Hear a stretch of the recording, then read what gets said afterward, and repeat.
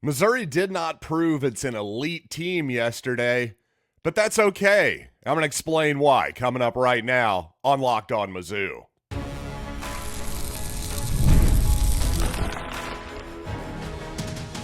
You are Locked On Mizzou, your daily podcast on the Missouri Tigers. Part of the Locked On Podcast Network, your team every day. Hey, all you true sons and daughters, I'm John Miller, your Mizzou mafioso and the central scrutinizer of Missouri Tigers football and basketball. On today's program, I want to talk about how Missouri's defense, I believe the front seven executed its game plan very well, but a few mistakes in the secondary that, well, I think the Tigers can clean up here moving forward. Before I start the show, I do want to remind you that today's episode is brought to you by Gametime. Download the Gametime app, create an account, and use code LOCKEDONCOLLEGE for $20 off your first purchase. And again, while I can't exactly say that Missouri cemented its national elite status yesterday with a 6-point victory over Boston College, actually, I'm not exactly worried at this point. Sure, there's obviously aspects of this Missouri football team that are not perfect, but when I really stepped back and looked at this game, you know, Boston College did just about everything it needed to do to win this football game, and it still wasn't enough. So I just love the fact that Missouri is at the point where we have a bunch of fans that are not satisfied with a victory over a ranked team in week 3. And indeed, it is week 3. We're still really early in the football season here. Even though we're 25% through of the regular season, it is still September, and I'm always amazed each and every year during fall camp when I'm reminded just how little time there really is for these teams to practice. So I know we all want everything to be perfect as Missouri fans, especially with a veteran-laden group that has tons of expectations. But let's face it, it's college football. It's not always going to be pretty, and it wasn't always pretty for Missouri yesterday. But the Tigers got the job done. I think most of us probably felt a little bit better about the game yesterday after we watched the Georgia Bulldogs, by the way, barely get by Kentucky, a team that looked horrific the previous week against South Carolina. Georgia could only muster one touchdown in Lexington last night. So again, I'm pretty sure Kirby Smart is telling his team, hey, we got a lot of stuff to work on right now, and maybe Clemson just wasn't all that good. Maybe we should not take ourselves so seriously at this point, but he's feeling a lot better about heading back to Athens with a win than a loss. And I'm sure as a Missouri fan, the Missouri locker room, just imagine how much different we would have felt after a loss at this point. The good news is when you win, you get to move on and learn from the things that you did wrong. And early in the ball game, you know, Missouri on that first opening drive by Boston College, obviously a lot of Missouri fans got nervous when the Eagles, well, they go down and score a touchdown on their first drive. But I would hesitate in saying that, well, Boston College marched on down and got a touchdown. That was a difficult drive, and on a 3rd and 15 that Missouri forced there early in the ball game, a hands to the face penalty, well, an automatic first down there. By the way, I'm not saying that hands to the face shouldn't be a penalty up front, but I've always thought, gosh, 15 and an automatic first down seems kind of harsh, but maybe you upfront players can coach me up there on what I'm missing. But regardless, even with that, Missouri forces another 4th down play, and even on this play, I felt like Missouri was in pretty good position here. By the way, it's number 9 here for Boston College, who ultimately scores the touchdown here. But as you roll this 4th down play forward here, number 9, Pride is in pretty good position here. Toriano Pride from Missouri, the corner. He just kind of stumbles for a little bit, coming out of his break for whatever reason. Even then, he gets his head around as he's supposed to, but for some reason, just felt like this ball hung forever in the air, but Pride just, for some reason, did not locate the football, and Boston College gets it for a touchdown, much to the frustration of those Missouri fans in the background hill there. But again, These are simple, correctable things that I think you're going to see for the most part in the Missouri secondary. Again, Pride, they're not in bad position. I think he just kind of trips over number 9's feet there a little bit, possibly even his own feet, and that just kind of threw off his timing and rhythm and everything else. He's unable to locate the football. Boston College scores a touchdown, and really that was the most sustained drive you would see BC get the rest of the football game. Really, most of Missouri's problems in this game defensively did come down to the secondary, and a lot of it was just coverage busts. It wasn't as though, oh my God, Boston College is just murdering our guys in one-on-one matchups or anything like that. And of course, one of the plays was a rather fluky play that Boston College got for its second touchdown as well. And as for just the game plan in general, I thought the front seven for Missouri did an excellent job for the most part of executing the game plan. A lot of Missouri fans, I heard some grumbling in the stands about, man, this Thomas Castellanos, he just has too much time to throw the ball. Missouri's not getting any pressure. Well, I think some of that was by design. Obviously, you'd love for your defensive tackle or your nose guard, whatever, to get through, bust through the pressure up the middle and get a sack on every down. But realistically, that's not going to happen. So what you don't want your outside guys to do in particular is to overrush a player like Thomas Castellanos, who Corey Flagg and Eddie Kelly, for instance, who played against him in the ACC, said he's as fast of a quarterback as they've ever played against in their careers. And we saw plenty of athleticism from Castellanos in this game, but you also saw Missouri defenders over and over again, I thought, taking good angles and hemming him in for the most part from breaking outside of the pocket. So the trade-off there is that occasionally, it would seem like, okay, Castellanos is sitting in the pocket here for 5 or 6 seconds. But for example, on this snap, you'll see number 7, Chris McClellan, does bust through on the inside here as the nose tackle. And, well, you'll notice also 29 here, Corey Flagg. I'm going to zoom in on here just for a second. This man right here. Well, he could have just ran straight at Thomas Castellanos and tried to get the sack for himself, but no. In my opinion, Jacobs plays really good team football here. You notice he starts flattening his angle out and going to the left, making sure that Castellanos can't get to his outside. Well, that forces him back inside, and now he's got to throw back against the grain here. And what happens is now Castellanos cannot get enough on this football, despite the fact that his receiver for a moment does definitely get behind the Missouri defense, but the Missouri defender does a really good job. He's playing the flat here. This is Drayden Norwood, I believe. I'm not totally sure.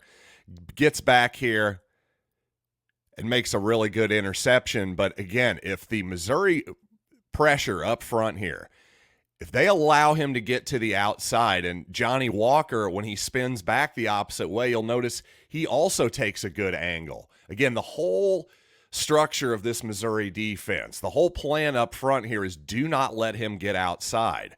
And for the most part, Missouri did an excellent job of that. And right here, because they do that, well, they're able to force a poor throw by Castellanos here and an interception. And while the Missouri defense, I thought, played the run incredibly soundly, which not only the Castellanos scrambles, his possible running, but just the running backs, the running game in general for Boston College, if the Eagles were able to execute that better, they may well have won the football game because of some coverage busts by the Missouri secondary. So let's take a closer look at those plays, and also what I thought was a pretty risk-averse Missouri offense as we go on here in the program. But first I want to tell you about eBay Motors, where passion, drive, and patience is the formula for winning championships, and it's also what keeps your ride-or-die vehicle alive. eBay Motors has everything you need to maintain your vehicle and level it up to peak performance. From superchargers, roof racks, exhaust kits, LED headlights, and more, whether you're into speed, power, or style, eBay Motors has you covered. With more than 122 million parts, for your number one ride or die, you'll always find exactly what you're looking for. And with eBay Guaranteed Fit, your part is guaranteed to fit your ride every time or your money back. With all the parts you need at the prices you want, it's easy to make your car the MVP and bring home huge wins. Keep your ride or die alive at ebaymotors.com. Eligible items only. Exclusions apply. eBay guaranteed fit only available to U.S. customers. And when you're hiring for your small business, you want to find quality professionals that are right for the role. That's why you have to check out LinkedIn Jobs.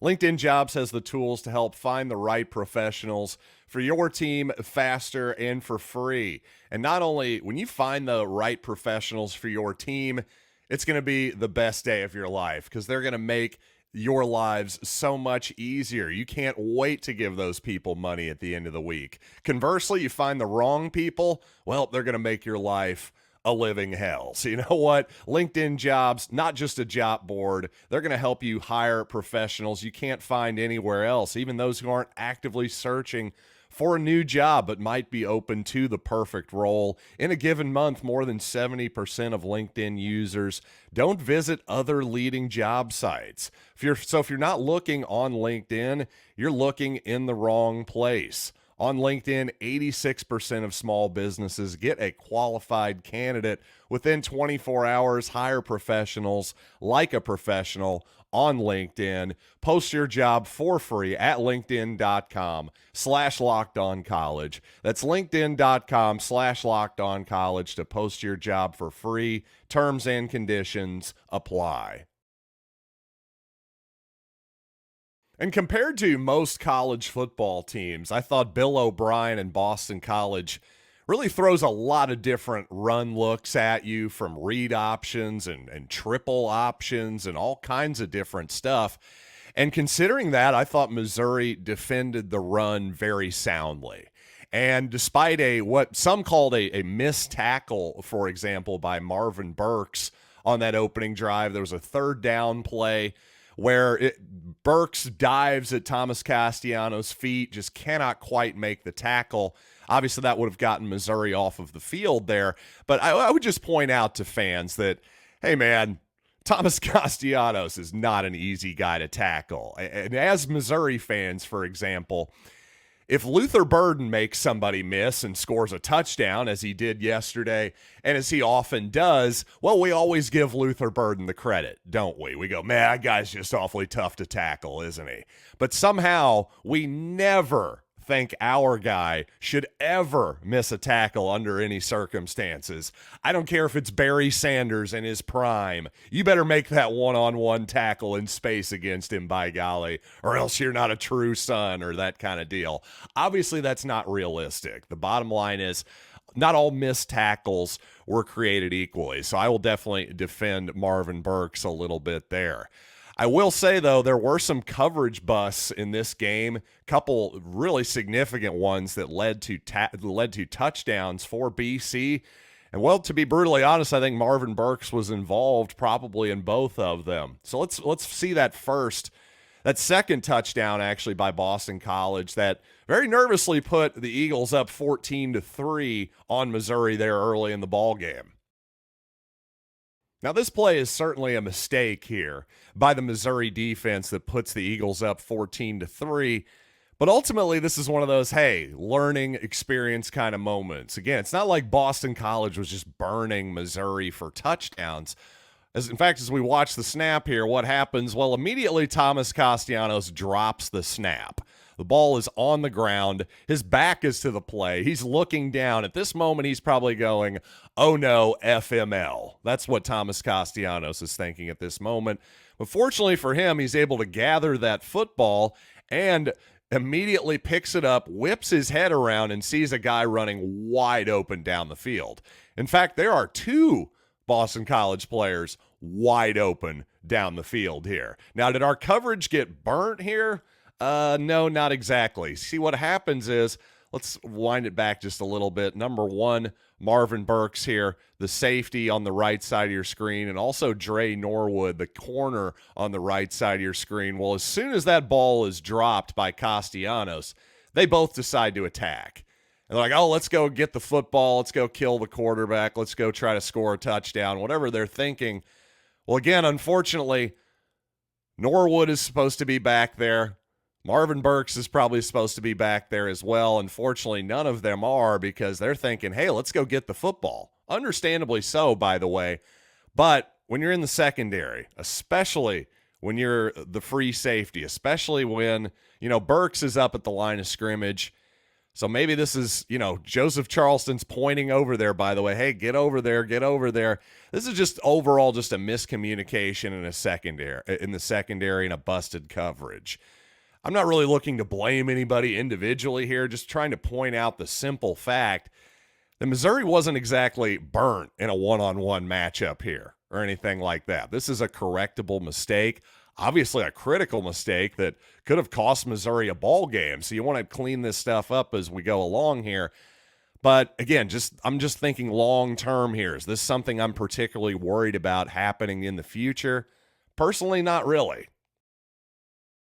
Now, later at this point in the fourth quarter, with just under 4 minutes left, the Tigers with a 13-point lead. Well, you're feeling pretty good. The Tigers have really controlled the game since Brady Cook had a nice little touchdown run there and then a 2-point conversion. Of course, Blake Craig, who went 4 for 4 in the game from field goals, by the way, hit a 56-yarder at the end of the half. Just felt like everything was going Missouri's way at that point. But right here, obviously, again, another nervous moment here as Boston College cuts the Missouri lead to 6. And again, this is clearly just another miscommunication, busted coverage. Not totally sure whose fault this is, but clearly when number 88 just runs by everybody in the Missouri defense, I mean, that's about as easy of a touchdown pass as Thomas Castellanos is going to get for his entire career. Especially when the ball's snapped from outside the 40-yard or from the 30-yard line. But again, notice Marvin Burks here. I hate to pick on old Marvin, but once again, he's getting a little too aggressive here, I would say, by stepping inside here and worrying about this number 9 here, not the flat defender, but the short hitch guy, number 0 there actually. But regardless, you've also got 14 and 24 here on the outside. One of those 3 guys has got to get deep. That's all I know. I don't know who. I'm not going to sit here and pretend I know the exact coverage. It seems like 24 is in good coverage on the flat defender. I don't know. Between 14 and 1 here, Burks and Tristan Newsom, one of those guys has got to get deep. I've got to think it's probably Marvin Burks, but somebody in the Missouri's coverage unit here made a mistake. There was some confusion here, kind of a switch that wasn't made in a zone coverage here perhaps. So, Missouri's looked really good in man coverage so far. There's a bit of a bust here in zone for sure. So just something Missouri's got to clean up. But long term, as long as Missouri, which I think is a fundamentally sound unit for sure, just some uncharacteristic screw ups that Missouri and Corey Batoon's got to clean up. Long term, I'm not terribly worried about it just because physically I think this group has all the talent in the world and a lot of depth. Just, again, early September football here, some things that need to be cleaned up. And the Missouri offense has been described by some as a dink and chunk operation. In other words, a lot of run plays, short pass plays, and then all of a sudden hitting you over the top with explosive pass plays. But so far, especially in yesterday's ball game, a lot of dink. But where was the chunk anyway? Is Missouri playing it very conservative yesterday? Let's take a look at the offense. But first, I want to tell you about Factor meals because it's time to fuel up with Factor's no prep, no mess meals. Meet your wellness goals thanks to the menu of chef-crafted meals with options like Calorie Smart, Protein Plus, and keto. I am kind of a keto diet guy, but I think I'm more of a Protein Plus guy when it comes to these Factor meals. And Factor's fresh, never frozen meals are dietitian approved and ready in only 2 minutes. So no matter how busy you are, you'll always have time to enjoy a nutritious, great tasting meal. And you're going to keep kitchen time to a minimum. That's my favorite thing about Factor. Factors, again, they're ready in 2 minutes. No shopping, no prepping, no cooking, no cleaning up. It's truly effortless. So head to factormeals.com/lockedoncollege50 and use code lockedoncollege50 to get 50% off your first box plus 20% off your next month. That's code lockedoncollege50 at factormeals.com/lockedoncollege50 to get 50% off your first box plus 20% off your next month while your subscription is active. Now, clearly so far this season, the Missouri passing game is not fully clicking on all cylinders yet. Part of that is because of some inaccuracy issues from Brady Cook.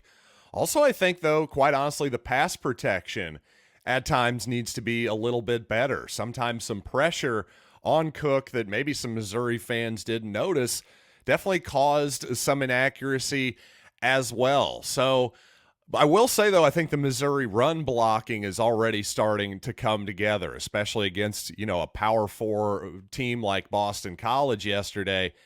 Well, despite that status, despite a former NFL head coach, all that good stuff, I thought Missouri mostly just dominated the ground game with the offensive line yesterday. In fact, I thought this particular snap was a lot of fun here, especially from Connor Tollison. Notice the Missouri center here as the ball is snapped. Well, with his left arm, he gives a good old chuck to the nose guard, kind of gives him a push to get him out of the way, and 55 Tollison continues down the field, smashes into this linebacker, and then smashes him into a guy in the secondary as well. So Tollison managed to block 3 people on this outside zone play. I just love any time an offensive lineman is able to shove one defender into the other for a little double block here. Hey, how would you like to taste your teammate's backside here? Did you enjoy that? I hope you did. I'm sure Connor Tollison enjoyed that, and I think he'll enjoy watching that one back on film today and tomorrow as well. Notice the right tackle, Armand Membou, 79, similarly gets 2 guys as well. He gets that first guy and then shoves him back into Marquise Johnson's man as well. So a lot of times when this Missouri outside zone running game gets clicking, boy, it's a beautiful thing to watch. Just linemen getting downfield and mashing into multiple, much smaller defenders. And just look at the hole here that is created between Membou and Cameron Johnson, the right guard and right tackle here. This is what we saw a lot pretty quickly in this game from the south end zone. All the people around me, including myself, were going, keep running, keep running, keep running, because Missouri was just simply that effective in the ground game. And to the point where Missouri was dominating it so much, there was a good throw by Brady Cook down the sidelines, a one-on-one matchup to Theo Weiss. Just can't come down with it. Gets one hand on the football. Arguably should have been a pass interference, but regardless, it's an incomplete pass. Suddenly you're a little off schedule, a slight misfire to Cooper on 3rd down, where Brady had to, again, break the pocket because of some pressure to his right there. Again, if Missouri would have just kept running the ball, arguably we would have scored a touchdown on that drive. That's not even really a criticism of the play calling, just an acknowledgement that, man, I think once again, Missouri's with a good defense this season. I think Missouri has an opportunity to be fairly conservative offensively and run that football, because right now I'm just not seeing a lot of drop-off between the effectiveness of this running game with Nate Noel and Marcus Carroll than what I saw last year with Cody Schrader. Again, really early in the season, but I think the Missouri running game got better as the season went along last season. So if that's going to be the case once again, I think that has a lot to do with the offensive line and the coaching and everything else, just gelling, getting it all together. I think we're going to see a lot more impressive first down type rushes from this Missouri unit all season. Now, as I said, in my opinion, the Missouri tackles need to be a little bit better in pass protection as we move forward here in the season. But I will say this, an opportunity here on 3rd and 15, Tigers leading by 10 with 6 minutes and 11 seconds here, as you can see at the top of my screen on the scoreboard. Well, if the Tigers pick up a first down here, boy, that's a backbreaker on the Eagles and maybe just about seals the game, and we don't have to have the nervous moments of, gosh, wait, we're only up 6? What's going on here? Fortunately, the Tigers never gave Boston College back the football at the end of the game. Some good execution by the Missouri offense. I loved seeing that, finishing out the game and not giving Boston College a chance. But you know what? We really could have ended it right here as well. As we roll this 3rd and 15 play forward here, one thing you notice immediately, let's actually go to the outside. Luther Burden coming across the formation in a crosser. Well, he's basically double teamed by Boston College. Theo Weiss on the outside. You'll notice number 3 on the left side of your screen here, number 3 and number 24 for Boston College. Well, they're quite literally double teaming Theo Weiss. So Missouri's top 2 receivers are double teamed on this play. So that leaves Mookie Cooper actually wide open in the middle of the field. And here's the thing. This isn't one of those things where I'm trying to just take just take a screenshot of a guy who's open, even though the quarterback couldn't even possibly be looking in his direction. That stuff is often very unfair. I see it a lot online on social media. But in this spot, I'm quite confident just looking at where this pass could and should go and looking at Brady Cook's line of vision here, I'm quite confident that he sees Mookie Cooper running down the middle of the field here. Pretty gosh darn wide open. I certainly noticed it during the game, and I was going, oh, man, take that shot. So instead, Cook decides to check down to Brett Norfleet, throws an inaccurate pass. Didn't really matter. He was probably not going to get a first down there anyway, to say the least. But what I noticed is, I sure would rather have a bigger receiver downfield here. So there's no question that Cook sees Cooper open here. The question is, why doesn't he throw him the football? Well, the answer is either two things. Either he's basically being told by his coaching staff, hey, we need to check everything down here and be just incredibly, incredibly conservative. Or, and maybe this is it, maybe he doesn't trust Mookie Cooper to go get that football. And I like Mookie Cooper as a player. I think he's an important part of this Missouri passing game. I just don't know that we want him high-pointing footballs 30 yards down the field. I think if I'm Kirby Moore and I see this play, I'm thinking, you know what? I like this play on 3rd and 15 again, especially if the opposing defense is truly going to double-team my 2 best receivers. You know what? Maybe I need Josh Manning in that spot. Maybe I need Marquise Johnson in that spot, somebody with a slightly different skill set, obviously a bigger player than Mookie Cooper to bring down that type of downfield shot. Because once again, I keep seeing opportunities for Missouri to take its chunk plays down the field, but for the most part, for whatever reason, whether it's Cook, whether it's the coaching staff, a combination of both, we seem to be turning these opportunities down. Hey, with a 10-point lead, 6 minutes left, maybe that makes sense. We'll argue about that. Personally, I'd like to take that chance, try to get a first down, maybe even a touchdown there with a really well-thrown ball by Cook. To me, that's worth a shot. Certainly better than, whatever this flat pass was supposed to be to Brett Norfleet. But regardless, I think obviously an excellent win by Missouri. I know I've been fairly critical on this program here because, that's just kind of what I felt like talking about here today. Just so happens. But again, let's back up here. The Tigers won a football game against a ranked opponent, an opponent that people nationally respect. I don't know if Boston College is going to end the season in the top 25 or not. But this is clearly a fundamentally sound football team that had a good game plan, that played disciplined football against Missouri, more disciplined football than Missouri, who had a bunch of weird personal fouls and that kind of stuff. So really, Boston College did about everything it could to win this football game, and the Tigers won it anyway. I think at the end of the day, that is a huge positive. So you know what? Let's go on to week 4. Although, you know what? I've got plenty of Boston College meat still left on the bone. So I'll talk more about this Boston College game tomorrow right here on Locked On Mizzou.